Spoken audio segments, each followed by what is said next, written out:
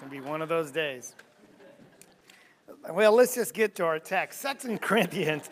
I had us read that passage read because we're studying 2 Corinthians on Wednesday night. And I really invite you to come out and look at that message from Paul to the Corinthians and actually to us, ourselves. It's a very personal letter. It's written almost like his biography, and he exposes much of his inner feelings, such as we see in this section in verse 8 through 11 of chapter 1, where Paul talks about he has this sentence of death hanging over him. He said they despaired even for their life. The language is used there is when you're boxed in so much, there's no way out, there's no escape. They're just throwing up their arms. We're going to die. It's over. Now, he doesn't tell us what that incident was, but we can guess about it. But it's so severe that he knows it's going to end up in death. But then he goes on to say some very interesting things that we had to trust in God. And actually, that's why he allowed this to happen, so we could learn not to trust in ourselves, but in God, who he calls the God of all comfort. And he says, he delivered us, verse 10, from this peril of death. And he will deliver us, on whom we have set our hope. And that's what I want us to see when we consider our life on this earth. It's easy to go through life when everything's fine and not have any real concerns. But when things get hard and we have our troubles, the question is, who are we going to set our hope on? And it's easy to reach out and try to work our own way out of our problems. And God wants us to do all that we can. But when it comes down to it, sometimes, as in this text, he allows Paul to get in a predicament. It is so bad, so severe, there's nothing he can do. Now, why would he have him be placed in such a position like that? Well, as long as we have our own way out, we'll take it, and then I got out of that one. And we'll kind of pat ourselves on the back, and we'll continue to trust in ourselves, won't we? But when you get in that position where nothing you can do is going to help, and you truly have this peril hanging over you that there's going to be no escape, that's when Paul says, Paul had to learn this, to trust in God. And he thanks them for their prayers, and that was coupled with his prayers. But he says, God did deliver us, and he will deliver us. And the key is that we have to set our hope. And from this, we're going to look at an account in the Old Testament of 3 young men. And they are really the icons of what Paul's talking about. They had a sentence of death hanging over them as well. But when it came to their life, they had this motto. It's not spoken, but you can see it screaming out in the text. But it's really one of no compromise. Absolutely, I will not compromise. I will not bow down. You know, in Paul, we ask, well, why was he going to die? It wasn't because of things he has done himself, anything evil, any crimes against the state. It wasn't because he committed treason or he was rebelling against the king or had murdered someone. His sentence of death was because of his choice, wasn't it? His choice to follow Christ. And there are powers that be that did not like that and are going to work against him. And the chief power we know is Satan, who prowls about trying to destroy us. And so Paul chose to follow Christ, and he chose not to compromise, did he? Not? Because he could have said any time, like, I recant. I'll deny Christ, like Peter did once to save his life. He could have maybe talked his way out of by compromising and bowing down, but he refused to, and that's what kept this peril hanging over his head. So let's look at these 3 young men, and we're going to learn how to set our hope on God who delivers, and he's a God of comfort.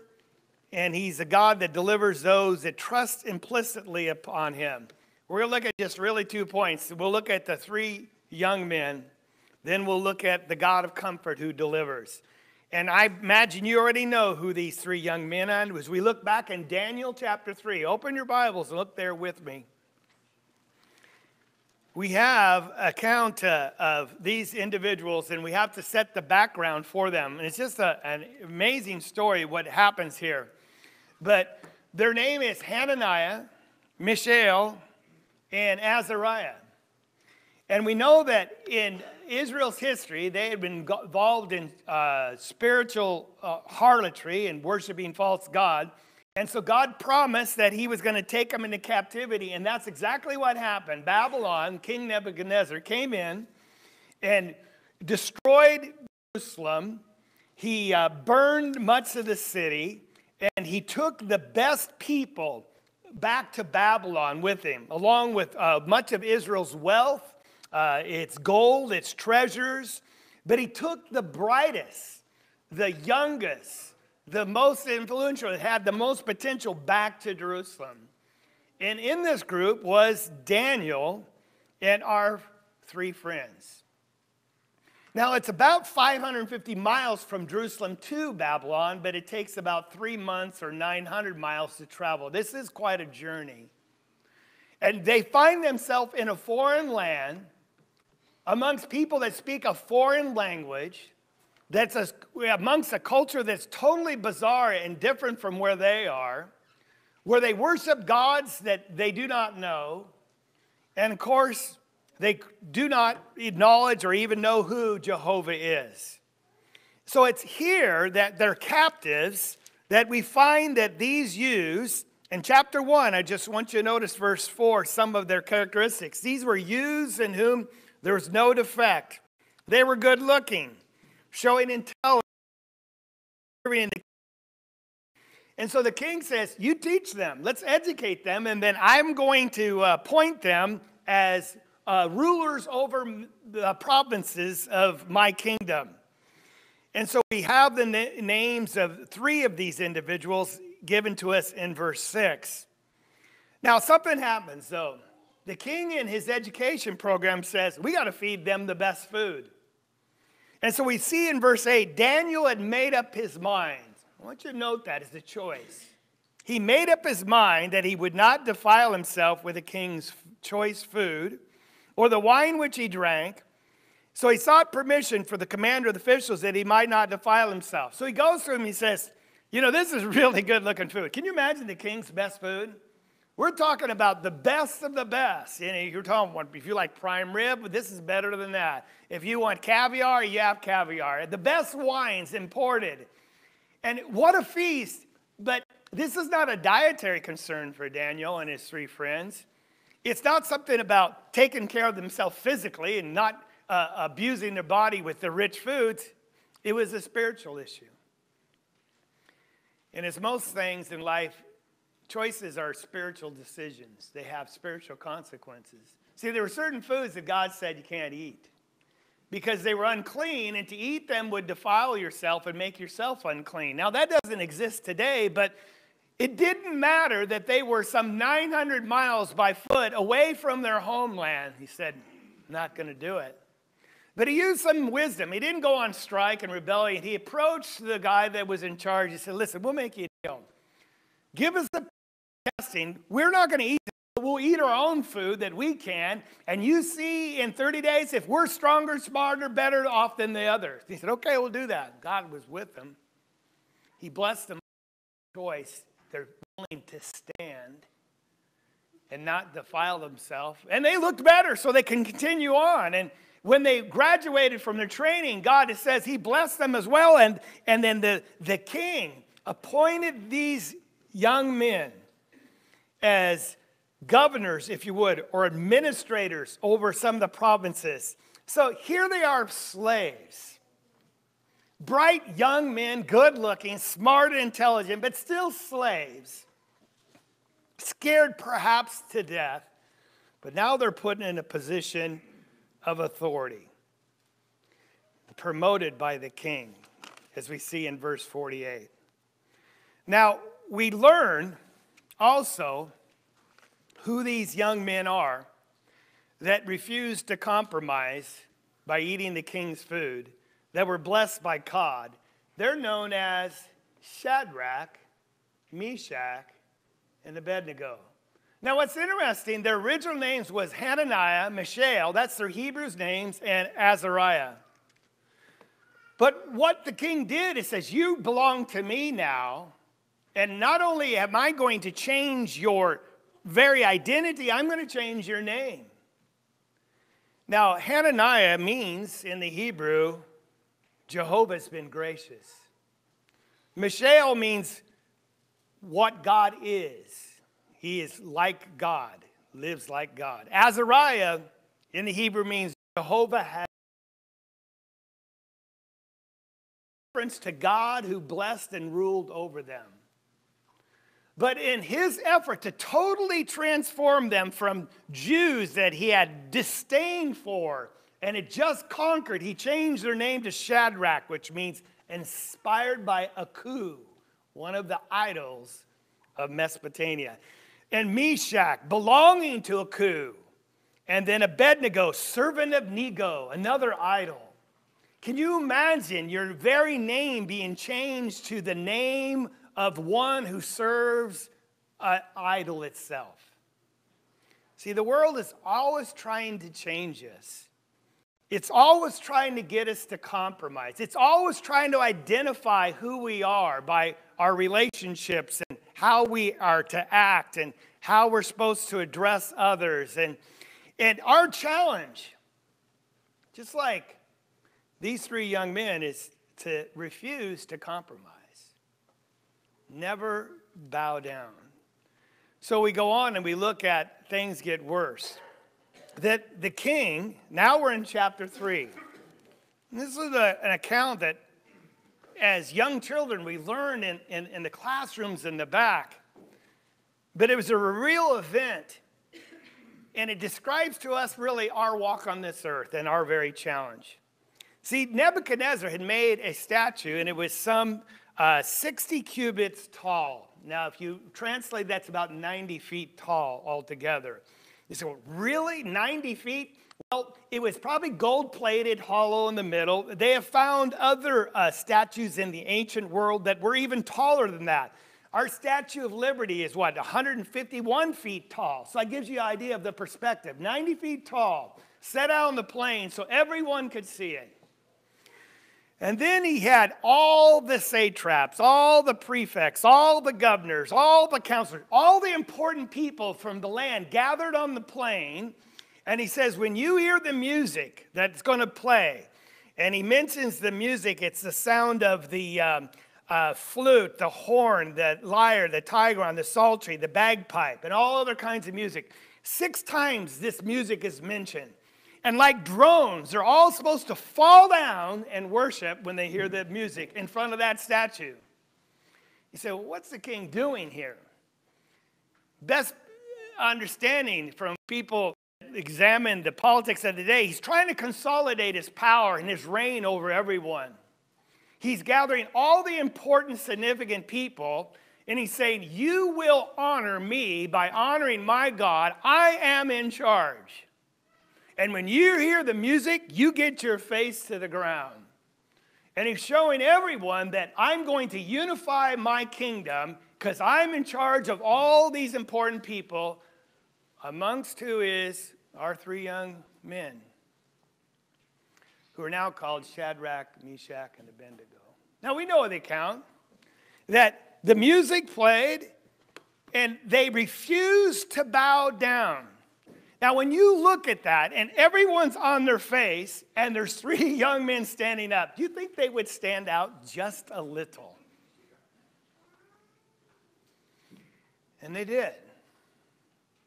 And the people in charge go back to the king and said, King, you know that statue you made?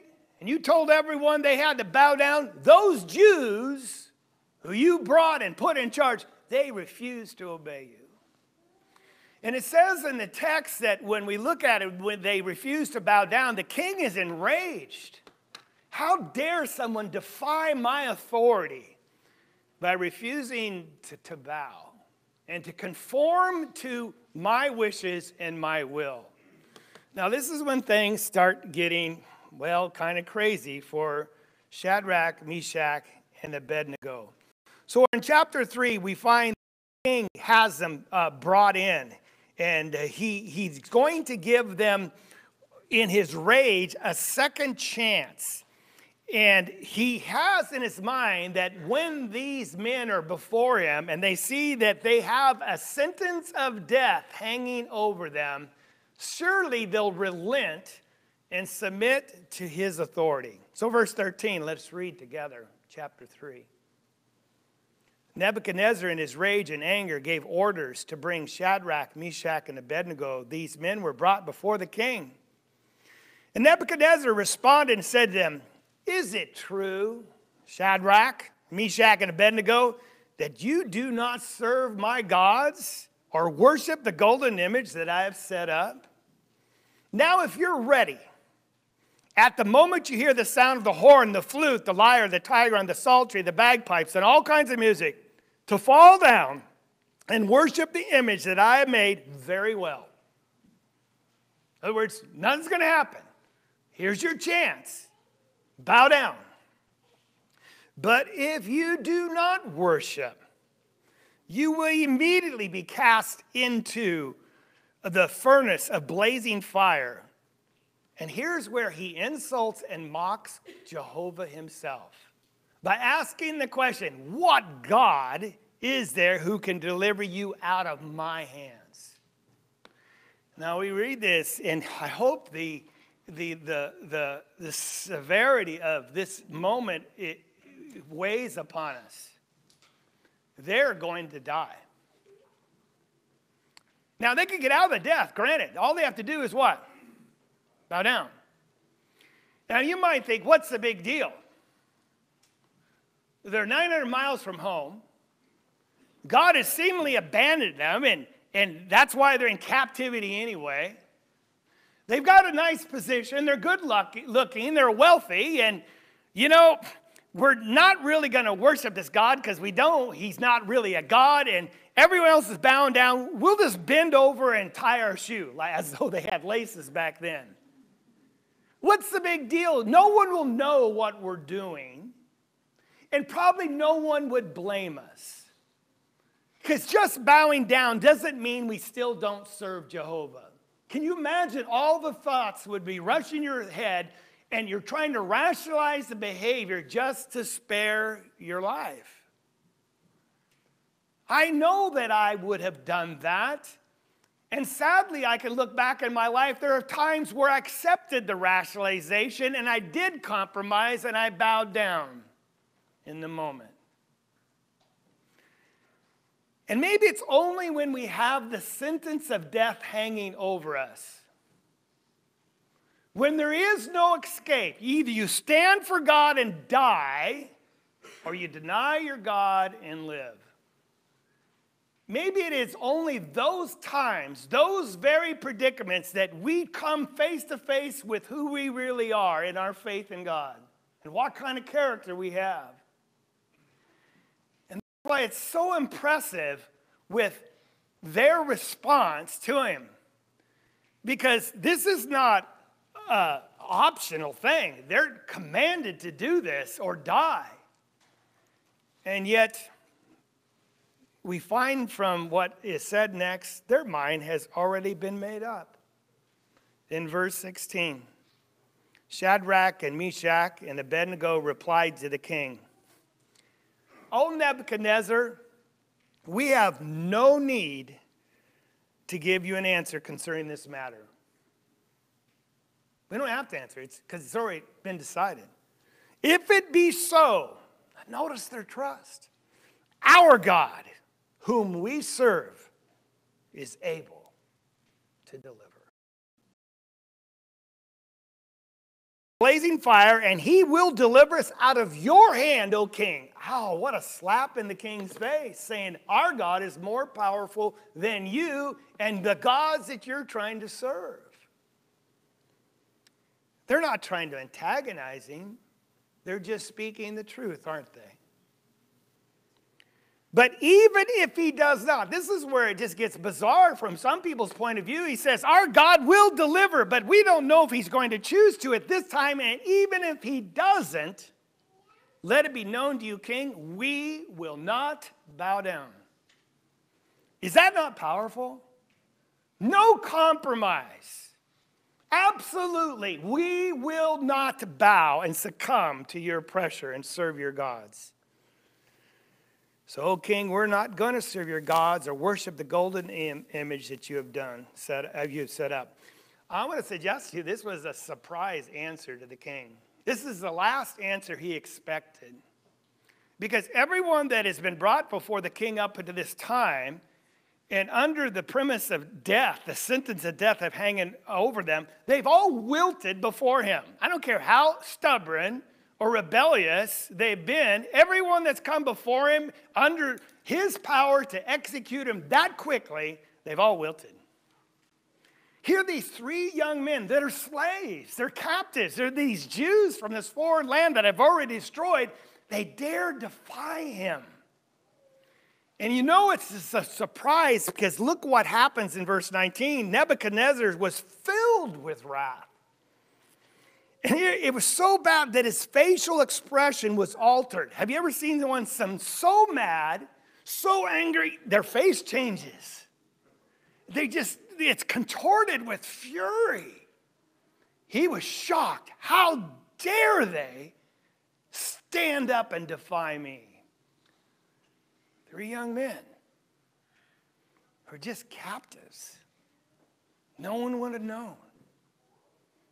And they said, we will not bow. So he orders the furnace to be heated 7 times. That's hyperbole because you can't even monitor the temperature. But it's just showing that just get it hotter than it's ever been. It takes them and they tie them up. And then the men take them up and they throw them in. It was so hot that the heat coming out of it, the men that threw them in actually perished themselves. And that's what takes us to what the most amazing thing is, the God of our comfort, the God of hope, the God in whom we trust. He is able to deliver. And we find that when they looked, well, let's just read the text. What happens? They refused to compromise. And so they threw him into the furnace. And we find in verse 24 that the king, actually verse 23, but these 3 men, Shadrach, Meshach, and Abednego, fell into the midst of the furnace blazing fire, still tied up. Then Nebuchadnezzar, the king, was astounded. See, they're watching this in real life time. And stood up in haste. And he said to his officials, was it not 3 men who was cast into the midst of the fire? And they replied, certainly, O king. And he said, well, look, I see 4. And you count them. There was 4 there. Loosed. In other words, the ropes are gone. They had burned up. See, it did not burn them. It only burned the ropes. It did not kill them. And actually, the fire only served to set them free. Who's the only one that can make that happen? Our God who can deliver. I see 4 men loose and walking about in the midst of the fire without harm. And the appearance of the 4th is like the Son of a God. We don't know if this was just an angel or the pre-incarnate Christ. Jesus, before he became the Son of Man. Whatever it was divine intervention. God has delivered them, hasn't he? Then we notice what happens. As these men have learned to trust in God, haven't they? Nebuchadnezzar came to the door of the furnace and he responded and said, Shadrach, Meshach, and Abednego. I imagine there's a little more respect in his voice. Come out, you servants of the Most High God. Come here. Then Shadrach, Meshach, and Abednego came out of the midst of the fire. There was no effect. Their clothes didn't even smell like smoke. So verse 28, Nebuchadnezzar responded and said, blessed be the God of Shadrach, Meshach, and Abednego, who has sent his angel and delivered his servants who put their trust in him, violating the king's command. He's amazed. They made me so mad because they said no to my command, but their God is bigger than I am. And yielded up their bodies as not to serve or worship any god except their own. So he says, I make a new decree. If anyone speaks evil of the God of Shadrach, Meshach, and Abednego. He doesn't own them his own God yet. It's still their God. They'll be torn to pieces. He's a God that delivers, isn't he? And so, what do we learn from this? We have to go home and think about our own life and how we walk. And make a commitment. I will never, ever compromise. I will not bow down. It's a choice that Paul made. It's a choice that these three young men made. And God will deliver. And you say, well, yeah, that's easy. I won't. Well, no, let's talk about it. It's not as easy as sometimes we think. It's hardest when we're by ourselves, so we make choices that do bring about compromise. It's interesting, something about compromise. Compromising in one area often leads to compromise in larger areas. So Satan gets us to think, what's the big deal? Everyone's doing it. It's really not that bad. When you say it's really not that bad, what are you acknowledging? It is bad. But, it's not that bad. And we compromise, and it leads to something bigger. That's how Satan sets us up. So we have to make a decision. I will not bow down and worship whatever this idol that is set before me. So wives, let me just say this to you. God in his wisdom, in the roles of a marriage, asks the woman to submit to the husband. And that's how culture works the best, when you have this type of system where the woman is submissive and the husband leads. But he also loves and nurtures his wife as his own flesh. And society proves that this works the best, and it comes from God. But yet, wives, if your husband ever asks you to do something, I don't care if it's out and abroad or in the privacy of your home, that you feel uncomfortable with, and you feel like you're compromising with you doing it, take a stand. Do not bow down. Because when your heart says, that's that conscience we talked about, I don't feel good about this, but, he's the husband and I got to submit. No, you serve God first. And too many marriages have been destroyed because the wife has been willing to compromise for the husband's sake, to keep peace in the family. Don't allow your children to lie. And largely, the mother is at home most often, and she sees all these things going on with the kids. They're just trying to work out their walk in life, aren't they? They're trying to learn the parameters, what I can do and what I can't do. And every time we allow them to lie and get away with it, we're setting them up for compromise, aren't we? Make them stand up and be honorable. Tell the truth. Suffer the consequences when they don't. No compromise. Husbands, God's called you to be the leader of the family. With that comes nothing but responsibility and obligation. And accountability. I have to give an account to God, how I ruled in my family.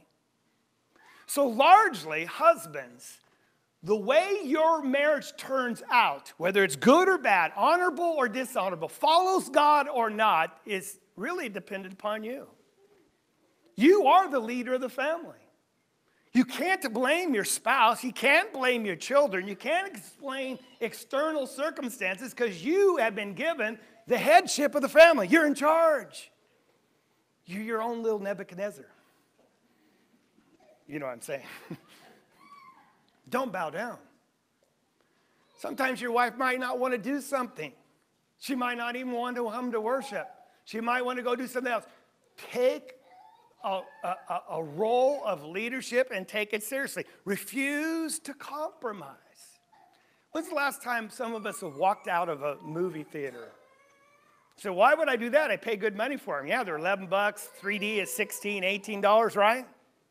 When's the last time, though, that you heard God's name used too many times in vain, or there was something of sexual nature, and wife, we're leaving. We're not going to compromise anymore because little things lead to big things. You say, well, no one knows. Everyone else is here. It's dark, and it'll get over, and hopefully that's the last time. How many times have I said that to myself? That's probably the last time they'll use that word, but then it comes up again and again and again. So, well, that's just movie and it's entertainment. And I paid money to hear people blaspheme my God? Walk out. Walk out. See, well, that's kind of extreme. Don't bow down. See, that's the other option. It's bowing down. How many times, more seriously, have we engaged in something privately when our wife or our husband wasn't around? Because that's when it's easy to compromise, isn't it?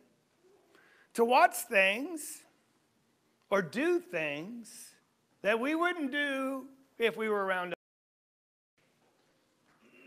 You know what's interesting about these three young men is we know them as Shadrach, Meshach, and Abednego, but they really were servants of God, weren't they? When their darkest hour and they had the sentence of death hanging over them, who did people see for the first time amongst them? The angel of God. I want to promise you, because God has promised it, angels are servants working for you and me. They are around us all the time. We just don't see them. There's just those unique moments, like in this fiery furnace, you actually got to see an angelic being, whether it was Jesus or someone else. But don't be deluded into thinking we're on our own and we ever have a moment of ideal privacy, because even when there's no physical person there, the angels are hovering. And when we engage in something we normally wouldn't do when our wife or our friend or our father or our mother was there or our boss, we have to just remind ourselves, God is there. Angels are there and they're witnessing what they're doing. They want to help, they want to rescue, but they only can help a person that will not compromise, that will not bow down. Because when we compromise and bow down, it's as though we're saying no to God's help and we're asking Satan to come in. Is that not true? And that's my battle. It's your battle. Every person that I've ever talked to that's got caught up in some type of sin, whether it's this lady who robbed $85,000 from her employer or the person who committed adultery on her husband, and they go, I don't know how it happened. It just happened. No, it never did. If you start going back and tracing back the series of events, it started with just the littlest compromise. The littlest bowing down. Going out with a man that you shouldn't have gone out with at lunch. A little flirt here and there. Justifying and say, oh, everyone's doing it and it's innocent. And my husband's not treating me like he ought to anyway. Every big sin starts with a little one. Heard today, this last week in conversations, the same thing come up more than once. You know, I don't need to go to church to worship God and to be a faithful Christian. We just had that discussion at breakfast yesterday. It was the second time. And sometimes you ask people, say, well, that's interesting. You don't want to argue with them, but you just ask them a question. I understand what you just said. A lot of people believe that. But if I could show you in Scripture that God is asking you to worship him every Sunday, would that change your mind? Is that a fair question? Because it's one thing to be rebellious, know what it says, and say, I'm not going to do it. It's another thing to be ignorant, just not know. Oh, I didn't know God said that. Now, most people, when you offer that as an opportunity to look at Scripture, they go, well, yeah, if you could show me, I would. You know, they're going to be somewhat genuinely honest. And that's really what it comes down to. And if we have to make this search ourselves, is when I say no compromise, we have to find out where the realm of compromise is. What does God ask me to do? And what does he ask me to run from? And then stand up. I don't care if everyone bows down. And you'll look strange, won't you? Sometimes, why do you live that way? Why do you go to worship every Sunday? Are you in a cult or something? And you look stupid to the world standing up, and they're all on the ground, aren't they? It's okay. Learn to trust the God of comfort. Set your hope in him. He's the only one that can deliver. Wendy Martinez, just real quickly, and we'll close this lesson. Last week, She was in D.C. running. She ran a marathon. She was really well-liked by all her friends. You heard the story. It's tragic. She had just picked out her wedding dress 10 days before because she was engaged. She went with her mother, and it was a wonderful event. And she's just jogging, and a guy comes up and stabs her multiple times. And they have her on camera because there's security cameras there when she comes into a deli and collapses. And some people run because they don't know what's going on. And some people try to help her, and she dies. They found the guy, arrested him. But I want you to hear the quotes of the mother who's grieving the tragic slaying of her daughter. And there's just three. She said, my heart has been broken to 1,000 pieces. Can you imagine that? But then she says, but I forgive him. Oh, that caught my attention. I was listening to this, video of her news report. What do you mean you forgive him so quickly? Are you just so much in grief that you don't know what you're saying? But then she went on to say, I have forgiven him completely. My heart has no room for hate or resentfulness. She went on to say, because I'm a Christian. And God wants us to forgive. And I go, whoa. I don't know if I could have said that after someone had just stabbed my daughter to death. But the more you listen to her, you realize she meant it. Now, why do I bring her up? Because she says, I'm not going to bow down. I'm not going to compromise. I'm going to trust in my God, the God of hope, the God of comfort. Notice what she did say then. We believe in the greatest judge, the ultimate person, speaking about God, who is going to give that man what he deserved. Is that not true? God will deliver. In the darkest of hours, you have to admire her understanding of who God is and her faith. And it's perhaps only in those moments where I have nowhere to turn that I finally turn to God with all my heart that I really come to a place of faith and trust. And notice what happened here. Nebuchadnezzar, who's insulting God, ends up praising God. You want to be a light in a world where everyone's bowed down before you and living like a bunch of zombies and they're all clones doing the exact same thing? Don't compromise. Don't bow down. Be different. And then when God delivers you, people will go, whoa, something about that guy.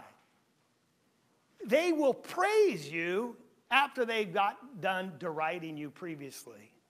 And that's what happens because they can see God actually living in your life. See, the world's tired of just talk. They're tired of the simplistic Christianity that most of the world offers. Oh, just believe in God and you're going to heaven, do whatever you want. They want to see people living Christ. See, it's not the church that saves us, it's Christ that'll save us. And when you're living it and you show it and you refuse to compromise, not with antagonism in your voice, but with love, that causes people to bless God. That's how we become a light. Well, that's your lesson. That's why I just had to talk about these three young men, because Paul, he had a sentence of death. You know, all of us have a sentence of death hanging over us too, don't we? It's appointed for men to die once, and then comes the judgment. But for Christians, we don't fear that death because we have been given a new name. It's not a name of someone that first serves a false god like Shadrach, Meshach, and Abednego. Christian means a name that refers to Christ. We follow him. Revelation chapter 2 says that when we overcome and finally get to heaven, we'll be given a new name that no one knows but you and me in Christ. You and me, my name. Our identity is found in Jesus and in him alone. Let's be overcomers. Never compromise. Never bow down. If we can help you in any way, won't you come as we stand?